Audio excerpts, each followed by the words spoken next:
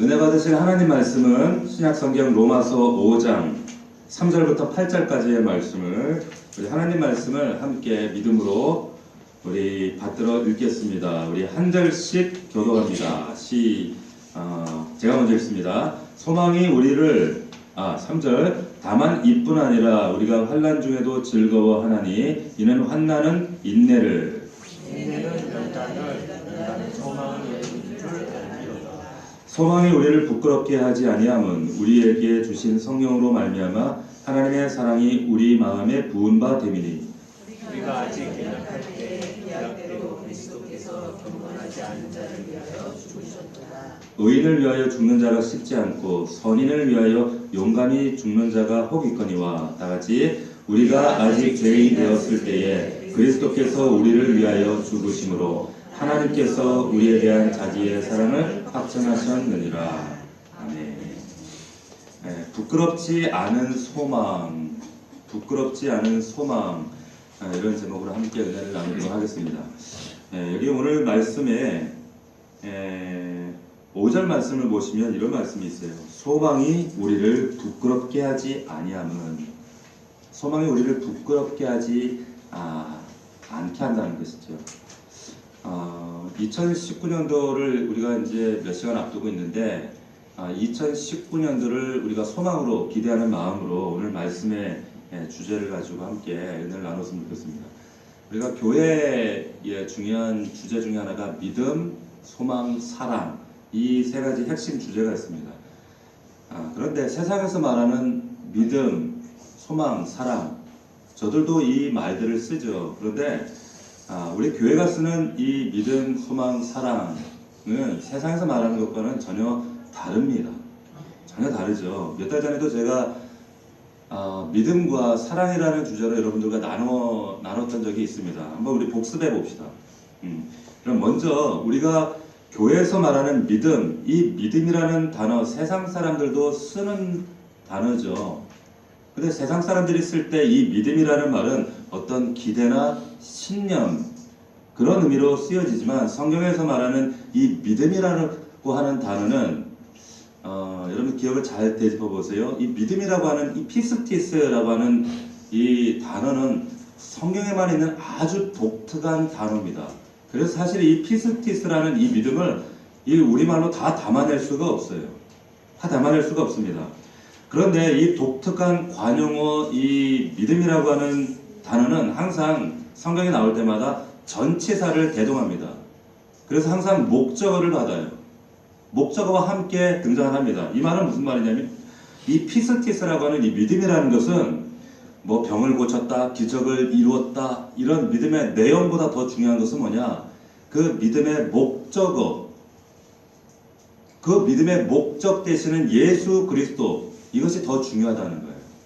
그 목적 되시는 예수 그리스도와의 관계, 신뢰, 헌신, 이것이 중요하다라고 하는 겁니다. 그래서 성경에서 말하는 이 믿음이라고 하는 것은 세상하고는 전혀 다른 내용입니다. 그래서 이 놀라운 것은 뭐냐면 이 믿음이 내 안에서 나오는 것이 아니라 이 믿음이라고 하는 것이 어디서 발현되는가 하면 성경의 말씀으로 의하면 그것은 하나님의 선물이라는 거예요. 이 믿음은 내 속에서 나오는 것이 아니라 하나님이 내 안에 부어주실 때만 이 믿음을 가지고 우리가 예수 그리스도를 바라보고 그 예수 그리스도를 믿음으로 끝까지 붙잡고 이 믿음의 경주를 마침내 우리가 이룰 수 있게 되어진다라는 것입니다. 그러니까 이 믿음은 내 안에서 나오는 게 아니라 하나님 쪽에서 나오는 것이다라고 하는 거예요. 여러분 사랑도 마찬가지입니다. 세상 사람들이 말하는 사랑, 어떤 에로스나 육정이나 박애주의, 이것은 기독교가 말하는, 교회가 말하는 사랑하고 전혀 상관없는 거예요. 이 사랑도 하나님이 우리 안에 부어주셔야지만이 진짜 신적 능력의 사랑이 가능해집니다. 어떻게 원수를 사랑해요? 어떻게 용납을 해요? 그 위선자들, 내 뒤통수를 치는 그들을 어떻게 내가 용납할 수 있어요? 하나님이 주시는 사랑이기 때문에 가능한 거예요. 여러분, 이 사랑이라고 하는 것은 마치 숨 쉬는 것과 같아요. 그래서 우리가 숨을 쉬면 하나님의 사랑이 내 안에 부어지면 호흡을 할 때 성령이 내 안에, 그 하나님이 내 안에 들어오시면 마치 내 안에 이산화탄소가 밖으로 빠져나가요. 그래서 마치 내 안에 있는 거짓된 사랑, 두려움, 이기적인 마음들, 미움들, 교만함들, 나밖에 모르는 이런 이기적인 마음들이 이산화탄소처럼 다 빠져나가고 하나님의 사랑으로 충만하여질 때 비로소 용납할 수 없는 그 사람이 용납되어지고 받아들일 수 없는 그 위선자들이 내가 이해가 되어지고 내 안에 품어지기 시작하는 거예요. 그래서 세상 사람들이 바라볼 때 어떤 박애주의나 에로스가 아닌 진짜 신적 능력인 그 사랑이 무엇인지를 우리가 깨닫게 되어집니다.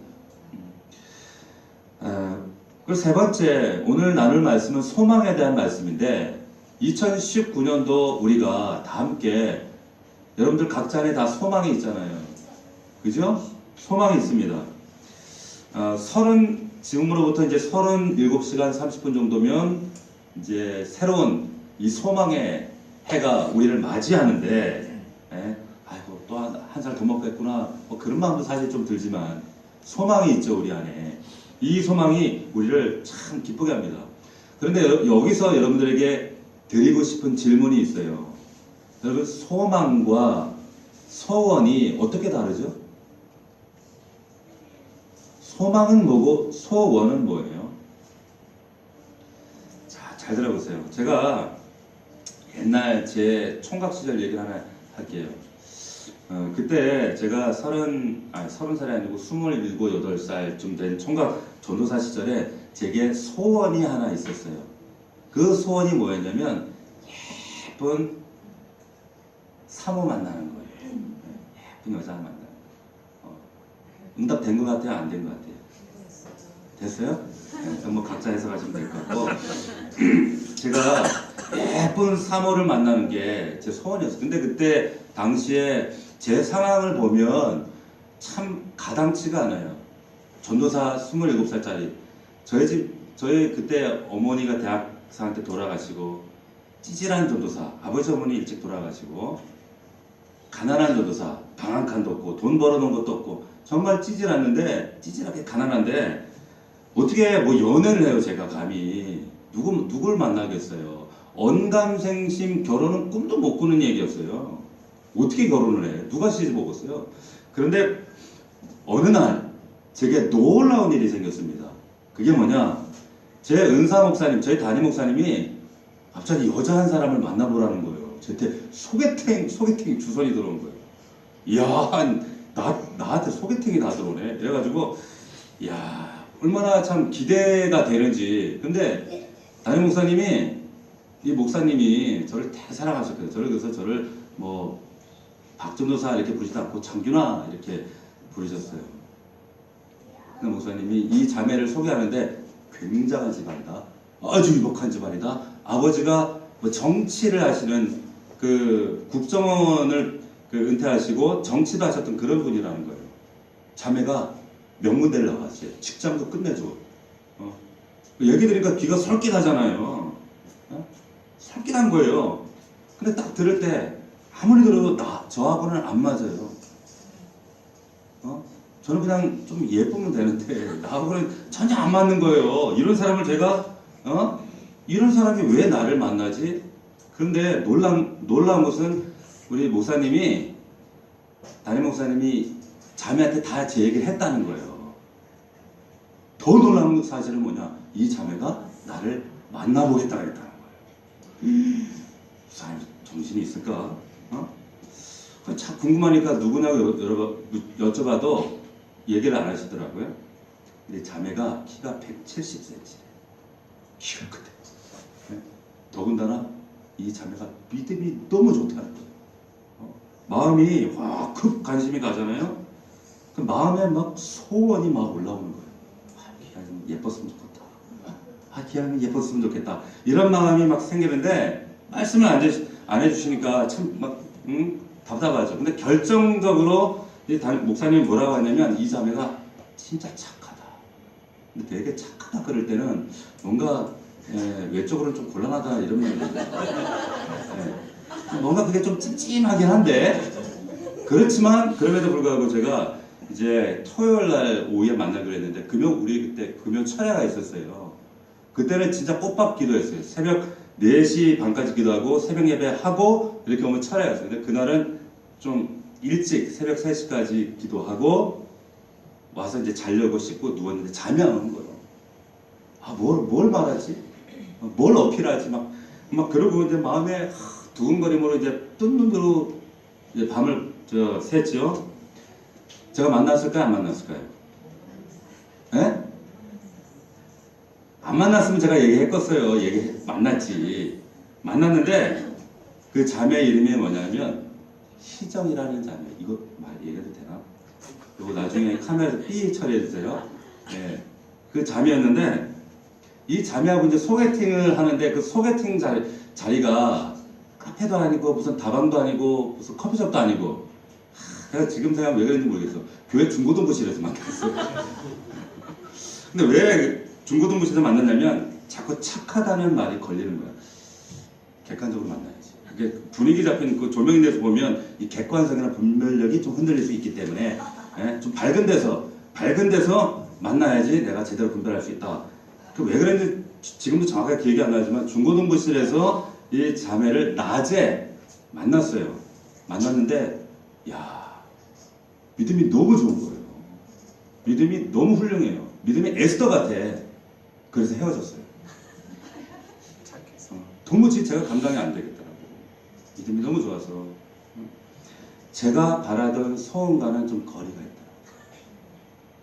제가 왜 이런 말씀을 여러분께 드리는가 하면은 여러분 아침에 일어나실 때마다 출근하실 때마다 여러분의 소원이 뭐죠? 여러분 소원이 뭐예요? 5분만 더 잤으면 좋겠다. 5분만 더 자자. 여러분 이건 소원이죠. 갈망이에요. 그런데 여러분들이 그 무거운 잠자리를 박차고 알람이 딱 울렸는데 10분이나 일찍 깼네. 아이고 다시 눕자. 이러지 않고 박차고 일어나서 세수하고 머리 감고 꽃단장하고 일어날 수 있는 그 힘, 그 이유가 왜 그런 거예요? 왜 그런 겁니까? 조금 더 자고 싶은 소원보다 내 안에서 다른 소망이 나를 붙잡을 때 이게 가능해져요. 이 소원보다 더 큰 소망이 있을 때 가능하다는 거예요.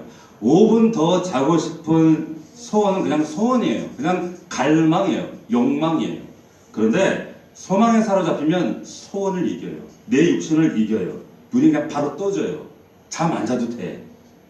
제가 그 소망이 막 불타오를 때 우리 집사람하고 한 7시간을 밤새도록 통화를 한 적이 있어요. 저는 그렇게 통화한 사람이 아니거든. 어때고 밥 묻나? 애들은 자나? 알았다.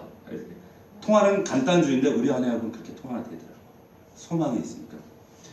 여러분 제가 그때 소개팅했던 이 자매에 대한 소망을 품었다면 오늘날의 역사가 달라졌을 것이라고 저는 확신하는 바예요.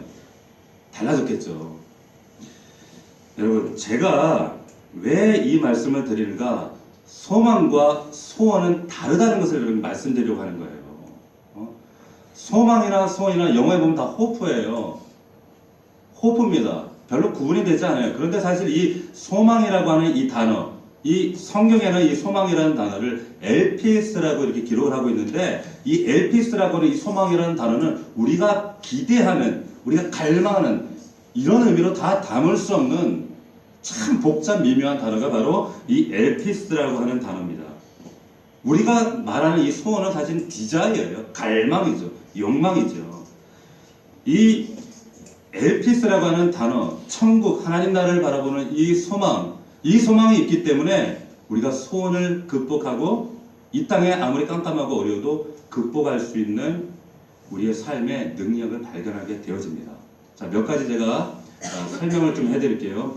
여러분, 먼저 소원이라고 하는 것은 뭐냐면 이것이 어디에서부터 발현되는가, 솟아나는가, 우리가 그것을 찾아보게 되어지면 우리가 그러잖아요. 야, 네 소원이 뭐야?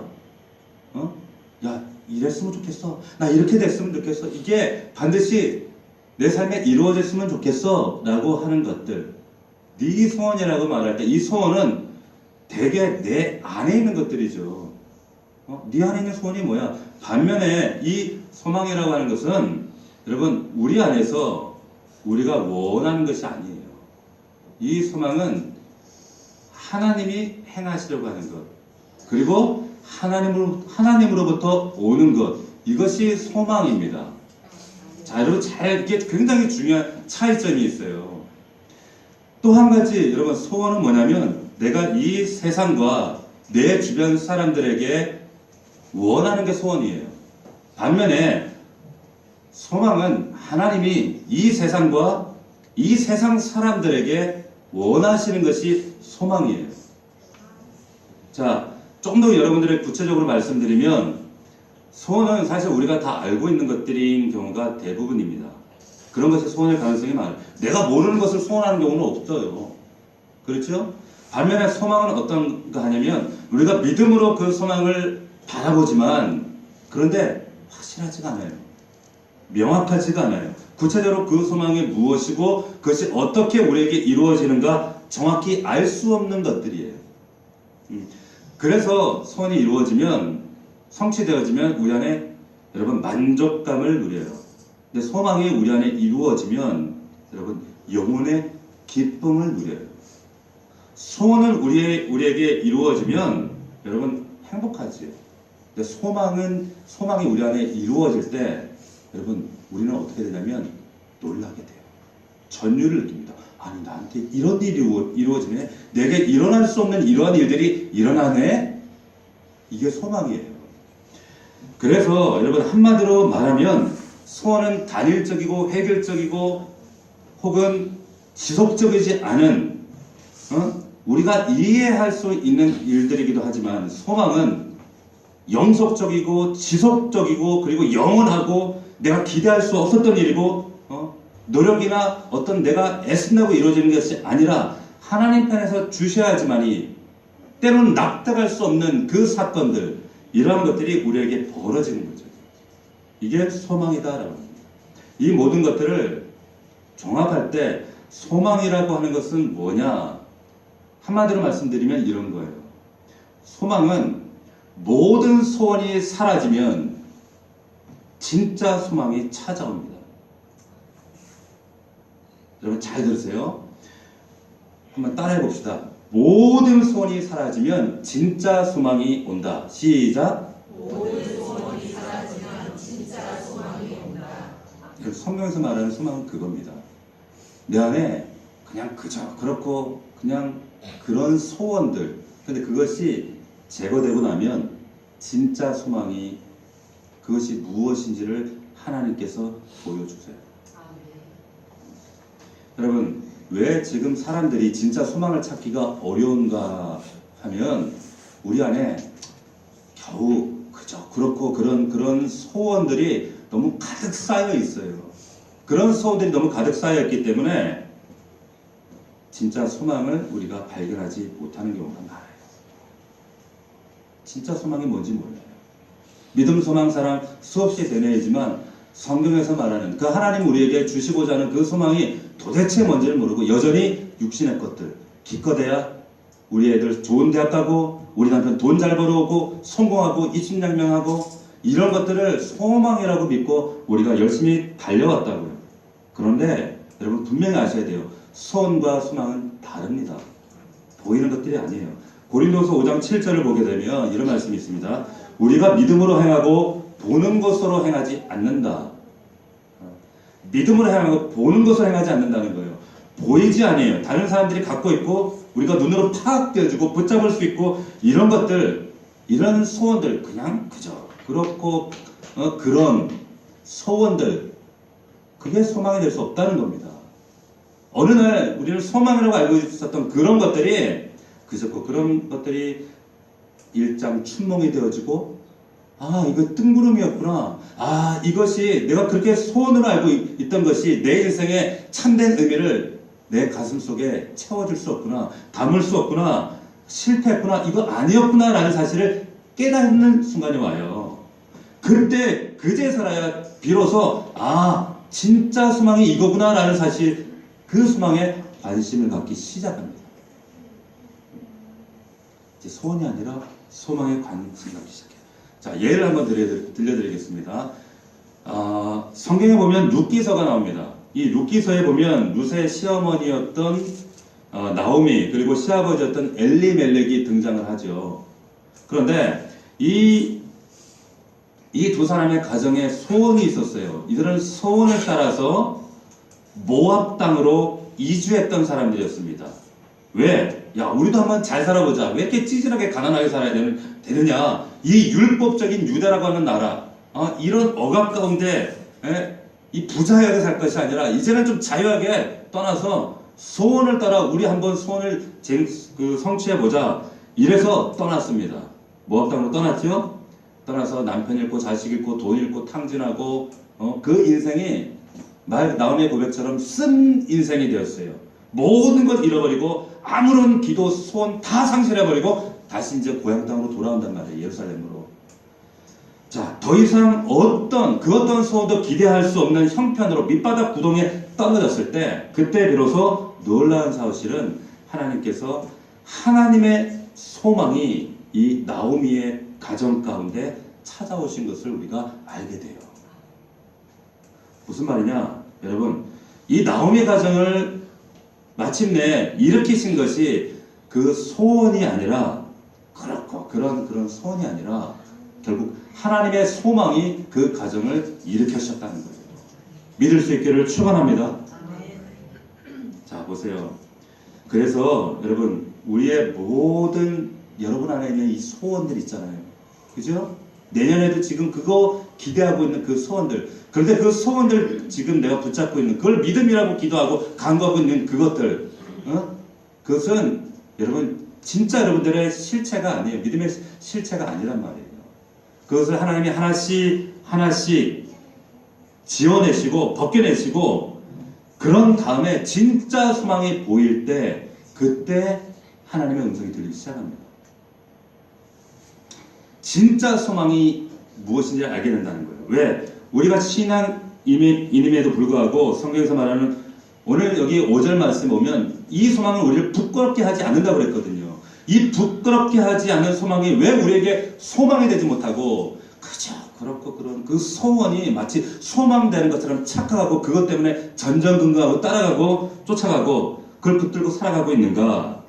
하나님께서 우리에게 주신 소망이 소원되어야 되는데 여전히 내 육신 안에 있는 그 소원이 소망으로 거꾸로 뒤집혀져 가지고 그것 때문에 세상 사람들과 정말 다를 바 없는 그런 구별되지 않는 그런 사고방식과 삶으로 살아가고 있다는 거죠. 그래서 그 소망은 절대로 우리가 육신을 가지고 이 땅을 살아가는 동안은 그 소망은 절대 성취되지 않습니다. 이루어지지 않아요. 일장 충목이 없구나. 이러면 행복할 줄 알았는데 이거 아니었구나. 우리가 철들고 나서 영적으로 철들고 나서야 알게 된다는 것입니다.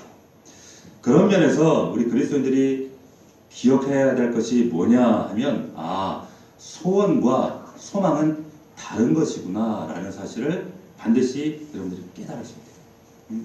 내 안에 있는 그렇고 그런 소원들 이런 것들이 다 무너져야 하나님이 진짜 주시는 소망이 무엇인지를 내가 붙들 수 있게 된다는 거예요. 그래서 하나님께서 우리 성도들의 인생도 마찬가지고 성경에 등장하는 많은 위인들 가운데 믿음의 위인들 그들의 인생 가운데 하나님 어떻게 하시는지 아세요? 그들이 가지고 붙들고 있었던 소원들을 하나씩 가지치기를 하시는 거예요.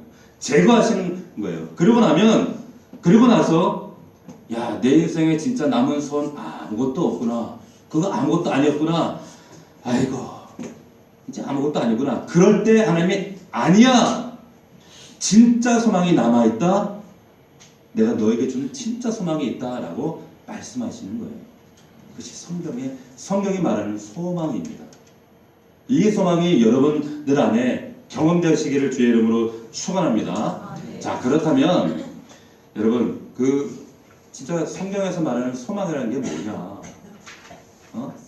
소망이라는 게 뭘까? 하나님이 우리에게 불어넣어 주시고자 하는 성경이 말하는 세상과 다른 소원이 아니야. 그렇고 그런 소원이 아닌 소망이 도대체 뭘까? 한마디로 말하면 그 소망은 하나님의 나라예요. 뭐라고요? 하나님의 나라예요. 하나님의 나라. 무슨 얘기인가? 뜬구름 잡는 얘기 같지만 이거 복잡한 개념이 아닙니다. 단순하게 설명드리면 하나님이 나를 다스리시는 거예요. 우리 가정과 우리의 삶을, 이 세상을 하나님이 다스리신다. 그게 하나님의 나라예요. 여러분 올해 지금 오늘 성전에 들어오시면서 우리 교회에 뭐가 바뀌었어요? 뭐가 바뀌었을까요? 표가 바뀌었죠. 담대하게 거침없이. 이 말씀이 어디에 있는 말씀인가 하면 사도행전 마지막 절 말씀이에요. 사도 바울이 감옥에 갇혀서 그의 마지막 생애 한마디로 이렇게 표현했어요. 담대하게 거침없이. 그런데 이 말씀이 사도행전 28장 31절에 이렇게 나와 있어요. 하나님의 나라를 전파하며 예수 그리스도에 관한 모든 것을 담대하게 거침없이 가르치다. 여기 중요한 핵심이 있습니다. 두 가지예요. 하나는 하나님의 나라예요. 또 하나는 주 예수 그리스도예요. 이것이 사도 바울에게 그 사도행전을 들어가고 있던 누구에게는 이것이 소망이었어요. 이 하나님의 나라, 하나님이 다스리신다는 것. 예를 들어 봅시다. 여러분, 우리의 소원은 뭐예요? 우리의 소원은 뭐예요? 통일이잖아요. 우리의 소원은 통일. 노래 있잖아요. 우리의 소원은 통일이라고. 그런데 여러분, 우리의 소원이 통일인데 그 통일이 소원은 되는데 소망은 안 되죠. 그렇죠? 그걸 소망으로 부르지 않아요. 잘 생각해 보세요. 조금 더 나아가서 다른 나라 외국 사람들이 우리나라 통일을 소원으로 여길까요? 네? 더군다나 소망으로 여길까요? 여기지 않아요. 여러분, 예수 그리스도를 인류의 소원이라고 얘기하지 않고 왜 소망이라고 표현을 할까요? 왜 소망이라고 표현할까요? 대한민국의 통일, 우리에게 소원은 되지만 이거 소망은 되지 않아요. 더군다나 외국 사람들에게 이거는 소망거리, 소원거리도 안 되는 거예요. 여러분, 우리나라가 언제 남과 북이 하나로 통일될까요? 언제쯤 통일될까요? 네? 이 소원이 소망이 될 때 통일돼요. 여러분, 소원은 뭐예요? 제가 앞서 말씀드렸잖아요. 소원은 기껏해야 5분만 더 자야지. 이게 소원이에요. 이런 소원 가지고 통일되는 거 아니에요. 소망이라고 하는 것이 정말 나를 희생하고 이 소망이 우리에게 정말 참된 기대가 될 때, 그럴 때 우리나라가 통일됩니다. 우리나라 아직 멀었어요. 소망이 아니에요. 여러분, 우리 인생 가운데 난해한 문제들, 해결되지 않는 사건들, 정말 모순거리들, 이 땅 가득한, 어떻게 악인들이 의인들보다 더 잘 살고, 왜 저렇게 착한 사람들이 이렇게 핍박당하고 고통당하고, 왜 이렇게 사회는 불합리하고 부조리하고, 이 땅에 말도 안 되는 일이 벌어지고, 말도 안 되는 고통들이 일어나게 되어지고, 왜 이 땅에 정의가 없는가? 하나님 살아계시면 이럴 수 있는가? 이 세상에 왜 이렇게 망가지고 어떻게 이럴 수 있는가? 그럴 때마다 우리 안에 바라는 소망이 뭡니까? 하나님이 의도하셨던, 계획하셨던 그 하나님이 다스리시는 하나님의 공의와 정의가 이 땅 가운데 온전히 구현되어지는 거예요. 그 하나님의 나라가 이루어지면 우리가 그렇게 고통하는 이 땅의 모든 고통 사라져요. 우리가 마음에 소원하고 소망했던 그 많은 각종의 내용들이 비로소 그 하나님의 나라가 되면 현실이 된다는 거예요. 그 하나님의 나라, 이것을 다른 말로 하면 구원이라고 말하는 겁니다. 또 다른 말로 하면 영생이라고 얘기하는 거예요. 어려운 게 아니에요. 하나님의 나라가 다스리시게 되면 이 땅의 모든 부조리가 사라지고 모순이 사라지고 고통이 사라지는 나라예요. 그런데 이것이 우리에게 소망이 된다는 겁니다. 하나님의 나라가 우리의 소망이 된다는 거예요. 왜? 그때야 생명이 완전해지고 모든 무질서가 바른 질서로 회복되어지고 그때서야 비로소 하나님이 의도하셨던 이 세상 에덴의 원래 그 의도가 회복되어지는 게 된다는 거예요. 믿을 수 있기를 축원합니다. 이게 소망이에요. 그래서 오늘 본문 말씀해 보시면 5절부터 8절까지 나와 있는 내용입니다. 왜 이 소망이 우리를 부끄럽게 하지 않는가? 여러분, 우리가 꿈꾸는 소원은 기껏해야, 여러분, 이런 육신적인 소원들은 우리를 부끄럽게 할 때가 많아요. 내가 열심히 공부해가지고 나 서울대 가야지. 이게 목표예요. 이게 꿈이에요. 라고 하는데, 여러분, 이 소원이 안 이루어지면요, 어떻게 돼요? 부끄러워져요. 이런 소원은 이루어질 수도 있고 안 이루어질 수도 있어요. 그런데 오늘 말씀에 나와 있는 이 부끄럽게 하지 않는 소망은요, 우리를 절대 부끄럽게 하지 않습니다. 왜 그런 줄 아세요? 하나님이 주시거든요. 하나님의 선물이거든요. 이 소망을 품는 사람들은요, 결코 부끄러워하지 않을 뿐더러 낙심하지도 않고요, 담대하고요, 흔들리지 않고요, 이 소망 때문에 꿋꿋이 걸어가요. 이게 믿음의 사람들이에요. 세상 사람들은 납득이 안 돼요. 그래서 이 하나님 나라에 대한 소원이 아닌 이 소망을 가진 사람들에게는 삶의 다양한 변화들이 나타납니다. 간단하게 몇 가지만 말씀드리면, 여러분, 첫 번째는 뭐냐? 이 소망을 가진 사람들 안에서는요, 하나님의, 우리가 이 현실 가운데서는 납득할 수 없는 하나님의 신비, 섭리를 받아들이기 시작해요. 여러분, 이 땅에 소원을 성취하려면 아주 극히 현실주의자가 되셔야 됩니다. 예를 들어서 우리가 5년 안에 내 집을 마련하자 이러면 청약보금을 붓고 돈을 아끼고 돈을 굴리고 이것 때문에 못 먹고 못 입고 철저하게 현실주의자가 돼야 집을 마련할까 말까예요. 그런데 여러분, 소망은요, 우리들의 삶 가운데 어떻게 보면 뚱그름 잡는 것 같아요. 왜? 하나님의 이 섭리와 신비를 받아들일 때 그 하나님은 없는 것을 있게 하시고 죽은 자를 살리시고 그리고 악을 선으로 바꾸시고 하나님이 다스리신 그 나라는 그 소망을 품는 사람들에게는 바랄 수 없는 중에 바라게 하시거든요. 그 소망이 있기 때문에 현실주의자들과는 전혀 다른 삶을 살아요. 무계획적으로 산다는 얘기가 아니에요. 그 하나님께 내 인생을 위탁하기 때문에 이 소망으로 사는 사람들에게는 담대함이 있어요. 아무리 내 집안 배경이 좋고 부모님이 떵떵거린 많은 재산을 가지고 있고 내 가진 학력과 배경이 있다 할지라도 한치 앞도 내다볼 수 없는 우리 인생에 하나님께서 나의 소망이 되실 때 담대해져요. 두려워하지 않아요. 따지건 뭐 있어요. 겁날 거 없다. 여러분, 또한 이 소망을 붙잡게 되어지면 이 세상에 내가 지금까지 의지해왔던 거짓된 소원에 대해서 이 거짓된 소원을 내려놓게 됩니다. 이것을 내려놓게 돼요. 디모데전서 6장입니다. 이 세대에서 부한 자들을 명하여 마음을 높이지 말고 정함이 없는 재물에 소망을 두지 마라. 정함이 없는 재물에 소망 두지 말라. 여러분, 재물이요, 재물 속에는 소망이 없어요. 재물은 힘이 있습니다. 권력이 있습니다. 사람을 움직일 수 있어요, 이 재물이. 그런데 아무리 이 재물에 힘이 있다고 해도요, 여러분, 이 돈으로 못 고치는 질병이 있어요.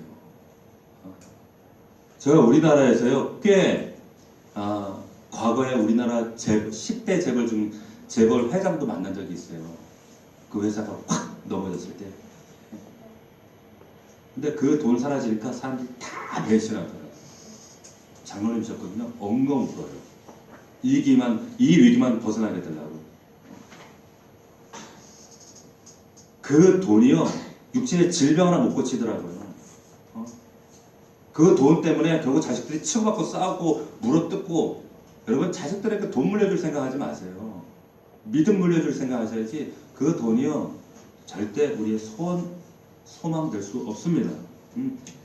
여러분, 그래서 말씀하시는 거예요. 여러분, 보면 여기 말씀에 물질의 소원이 정함이 없다는 거예요. 이것은 고정되어 있지 않다는 거예요. 소망을 품게 되어지면, 그러나 여러분, 이런 것들을 우리가 도무지 우리 안에 받아들이지 않아요. 육신의 소원은 우리를 부끄럽게 할 날이 있습니다. 대한민국 이 사람들이 보면 늘 이 비교의식, 경쟁의식, 늘 난 부러워. 그리고 오죽하면 부러우면 지는 거다.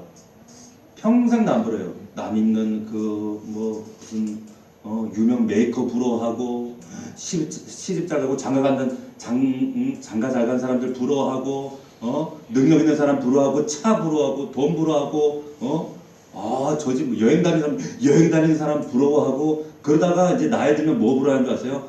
자식들하고 같이 사는 거 보고, 저 집은 자식들하고 같이 다녀 부럽네 이러다가, 그럼 나이 들면 이제 마지막에 뭐 부러워하는 줄 아세요? 먼저 간 친구들 부러워한대요. 하나님, 나는 언제 불러갈래나? 평생을 부러워하다가 마감하는 게 인생이라는 거예요. 여러분 짠하지 않습니까? 그렇게 소원을 가지고 부러워하다가 인생 마감한다 그러면 이것만큼 억울한 일이 어디 있겠어요. 이런 인생으로 하나님 우리를 창조하지 않으셨다는 거예요. 소망을 가진 사람들은요, 그런 것들 때문에 아이고 왜 좌지우지 흔들립니까? 여러분, 이것이 진짜 우리의 소망이 될 수 없다는 것을 우리가 알게 되어집니다. 그 로마서 8장에 이런 말씀이 있어요. 우리가 소망으로 구원을 얻었음에 보이는 소망이 소망이 아니니, 여러분들이 보고 있는 그게 소망이 아니라는 거예요. 속지 마세요. 소원도 아닐 뿐더러 그것은 소망될 수 없다는 거예요. 내 눈에 보이는 거, 내가 알고 있는 거, 내가 그렇게 말하고 붙잡고 가시적인 그거, 그게 정말 우리의 소망인가? 그거 아니라는 것을 알게 된다, 깨닫게 되어진다라고 하는 것입니다.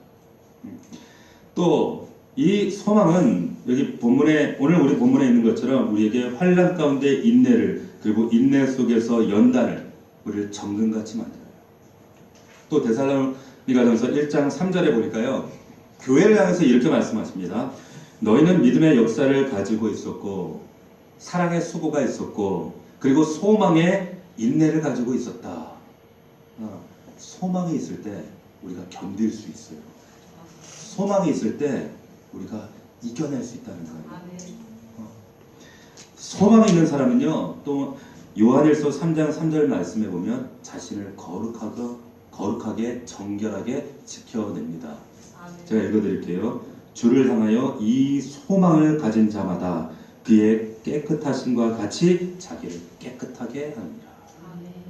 어떤 사람이 이 소망을 가진 사람, 세상과 타협하지 않고 세상이 나를 물들이지 않고 세상이 소원이라고 하는 그 종욕에 나를 내던져서 뒹굴고 그렇게 살지 않는다는 거예요.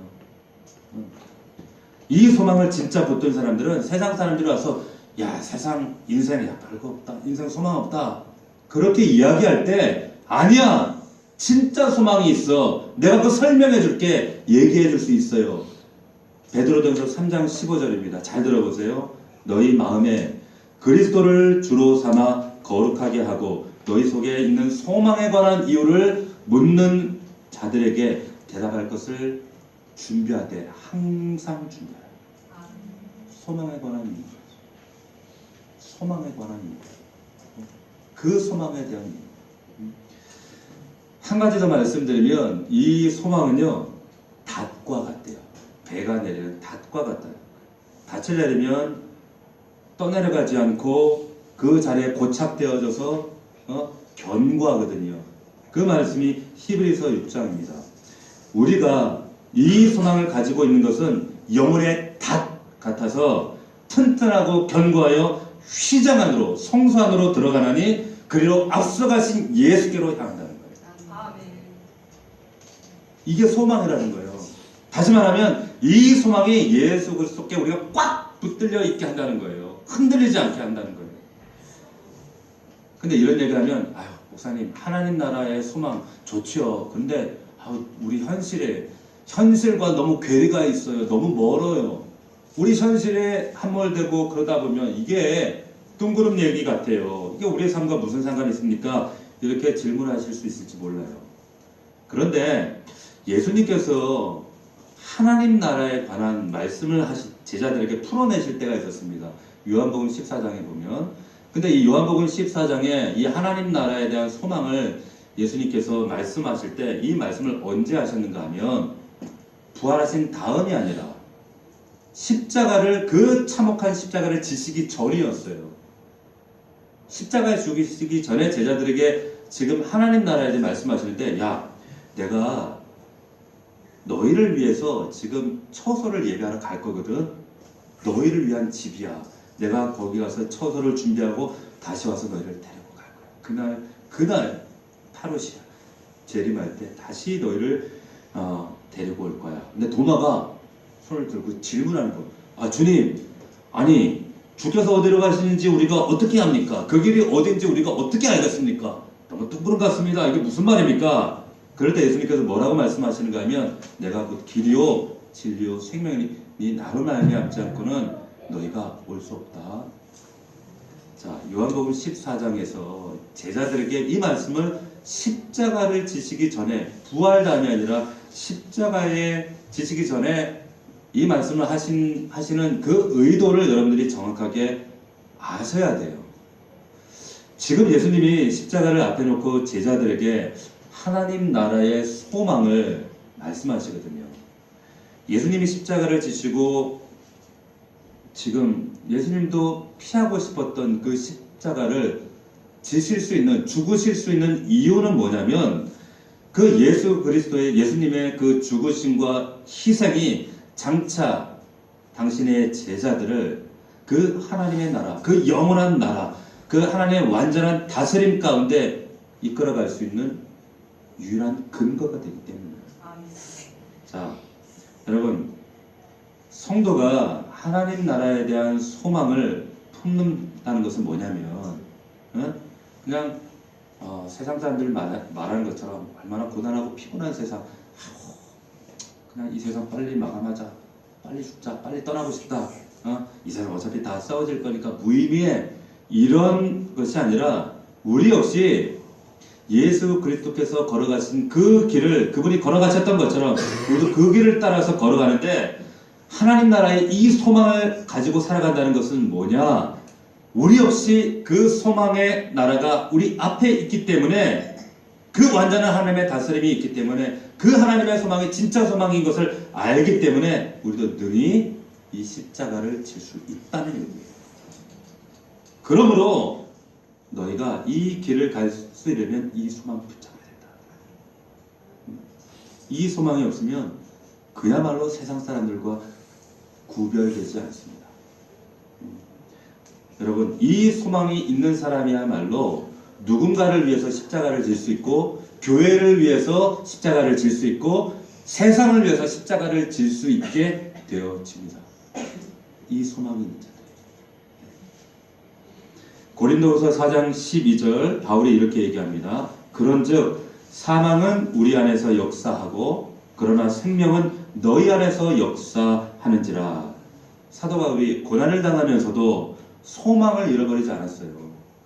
왜? 지금 내가 사망을 당하는 것처럼 고통을 당하고 고생하고 있지만 수고하고 수고할수록 성도들의 삶에 눈에 보니까 나타나요. 그들의 삶에 뭐가 나냐면 생명이 역사하는 것을 보았다는 거예요. 그렇구나. 아, 저들 안에는 이 소망이 생명으로 약동하는구나. 디모데전서 4장입니다. 우리가 수고하고 힘쓰는 것은 우리 소망을 살아계신 하나님께 두미니, 소망을 하나님께 두미니 곧 모든 사람, 특히 우리가 믿는 예수 그리스도 구주시라. 하나님께 소망을 둘 때 우리가 애쓸 수 있어요. 힘쓸 수 있어요. 우리가 고난을 감내할 수 있어요. 소원은 실패하면 낙심이 와요. 소원은 우리를 부끄럽게 해요. 하지만 소망은요, 부끄럽지 않아요. 이 소망은 끊임없이 우리를 수고할 수 있게 하고 애쓸 수 있게 하고, 우리가 우리에게 허락하신 이 참 무거운 사명을 능히 감당할 수 있게 하십니다. 고린도후서 1장 7절입니다. 우리의 소망의 견고함은 너희가 고난에 참여하는 자가 된 것 같이 위로에도 그러하다. 바울이 보니까 자신이 이 소망을 향해서 당하는 것처럼 똑같이 성도들이 지금 동일한 고난 가운데 소망을 바라보면서 걸어가고 있는 거예요. 마음이 아프잖아요. 그런데 순간 바라볼 때 사도 바울 안에 더 큰 소망이 생겼어요. 왜 그런가 하면, 그런데 그 안에 이 소망이 저들 안에 생명으로 역사하고 있더라는 거예요. 이게 바울에게 큰 소망이 되는 거예요. 아, 이 소망이 저들을 끌고 가고 있구나, 살려내고 있구나 라고 하는 거예요. 여러분, 말씀을 마치려고 합니다. 여러분, 소망이라고 하는 것은 이렇게 비유해 드릴 수가 있어요. 마치 여러분, 어떤 아이가 태어났는데 아이가 시력을 상실하고 태어났어요. 근데 병원에 갔더니 이 아이가 수술을 받아야 된대요. 그런데 지금 그럼 엄마 아빠 음성을 들어요. 아빠 음성도 들어요. 안아주면 촉감으로 엄마 아빠인 걸 알아요. 근데 볼 수만 없는 거죠. 근데 감사하게도 이 아이가 성인이 되면 이 시신경이 남아있기 때문에 성인이 되면 수술하면 회복될 수 있습니다. 라고 하는 거예요. 그래서 드디어 이제 성인이 돼서 수술을 했습니다. 수술을 하고 나서 붕대를 풀었어요. 그래서 엄마 아빠를 보게 됐어요. 여러분, 소망이란 이런 겁니다. 이거 마찬가지예요. 우리가 이 땅에서 살아가는 동안 하나님이 보이지 않아요. 잡히지 않아요. 둥그름 잡는 것 같아요. 그런데 말씀을 통해 내 안에 하나님의 음성을 통해 하나님의 음성을 들어요. 하나님이 이 땅을 운행하시는 것 하나님 내 촉감으로 알아요. 느껴요. 그런데 보이지는 않아요. 답답해요. 그래서 우리가 외로울 때가 있어요. 신앙이. 그럼에도 불구하고 장차 우리가 영원한 하나님의 그 소망의 자리에 도달하게 되면 붕대가 풀릴 거예요. 그리고 하나님을 보게 될 거예요. 만나게 될 거예요. 그리고 붕대가 풀어지면 우리가 그토록 소원했던 그렇게 얻으려고 애쓰고 눈물을 흘리고 울고불고 했던 그 소원이 아니구나. 소망이 될 수 없구나. 비로소 진짜 우리가 원했던 그 소망의 실체가 무엇인지를 붕대가 풀릴 때 보게 되어진다는 거예요. 이게 소망이에요. 우리 믿는 자들은 이 소망을 고대하고 기대하고 걸어요. 이 소망이 마감되는 날이 온다. 우리가 맞닥뜨린 날이 오게 된다는 거죠. 사도 바울이 우리에게 이런 말씀을 합니다. 우리의 소망이나 기쁨이나 자랑의 면류관이 무엇이냐? 그가 강림하실 때 우리 주 예수 앞에 너희가 아니냐. 지금 놀라운 얘기를 하고 있는데요. 지금 바울이 이 소망의 근거가 되시고 하나님이 우리의 모든 소망을 이뤄내시는 분인데 그 소망을 바라보면서 살아가는 성도의 삶이 그 성도들의 삶이 이 땅의 소망이 되더라는 거예요. 그 삶이 소망이라는 거예요. 오늘 제가 여러분들에게 드리고 싶은 얘기는 이거 하나만 기억하시면 돼요. 소망과 소원은 다릅니다. 그리고 우리의 소망은 하나님의 나라예요. 하나님이 다스리시는 거예요. 이 다스리시는 그 하나님의 다스림이 어디에서 우리가 경험되어야 하는가? 먼저 내 심령 안에서, 두 번째 여러분의 가정 안에서 하나님의 나라가 연습되셔야 돼요. 또 그 하나님의 나라가 이 교회 안에서 하나님의 나라가 실체가 연습되어져야 돼요. 그리고 여러분 세상 나가서 일터에서 하나님의 나라가 확장되셔야 돼요.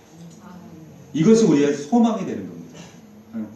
말씀을 마치려고 합니다.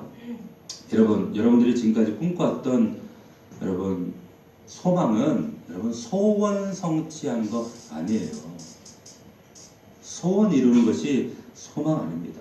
그냥 우리 안에 그렇고 그런 그 소원들이 다 사라지고 난 다음에야 비로소 소망이 우리 안에 보여지기 시작합니다. 하나님이 다스리시는 나라, 그분이 이 땅의 이 모순덩어리, 말도 안 되는 이 망가진 세상 가운데 이 한계들, 갈등들을 다 해결하시는 하나님의 다스림, 하나님의 나라, 이것이 우리 안에 소망이 되셔야 돼요. 이것을 바라볼 때 우리가 삶의 힘을 얻어요. 여러분들이 지금 이 자리에 소원을 구하러 이 자리에 예배하러 나오셨나요? 아니면 소망을 구하러 이 자리에 나오셨습니까? 이것부터 확인하셔야 돼요. 하나님은 여러분들 소원을 만족시켜 주시는 램프의 요정이 아닙니다. 하나님의 소망, 하나님이 부어주시는 그 소망이 내 것이 되어야 돼요. 우리가 주일마다 이 연말연시 바쁜 때에 왜 우리가 이 자리에 이 주일이면 이 자리에 모입니까? 하나님이 소망이시기 때문이에요. 세상 사람들이 바라볼 때 진짜 소망이 무엇인지를 보여주기 위해서 이 자리에 모이는 겁니다. 세상의 모순과 부조리와 이런 모든 악함과 고통과 이런 것들이 상처와 아픔들이 가득한 세상이지만 그럼에도 불구하고 우리의 소망이라는 것이 이 상징이 뭐냐? 이 상징이 도대체 뭐냐? 우리가 모여서 하나님을 주인으로 인정하는 이 예배를 우리가 보여주는 거예요. 이게 진짜 소망이라는 것을. 하나님이 다스리시면 이 모든 모순과 모든 상처와 아픔이 해결되어진다. 하나님의 다스리면 된다. 이 소망을, 하나님 나라의 소망을 바라보는 사람들이 그리스도인들입니다. 이 소망을 품고 살아가는 사람들이 소망자예요. 이 소망자로 살아갈 때 이 소망을 세상 가운데 비춰내는 사람들, 리플렉트하는 사람들이 바로 그리스도인들이라고 하는 거예요.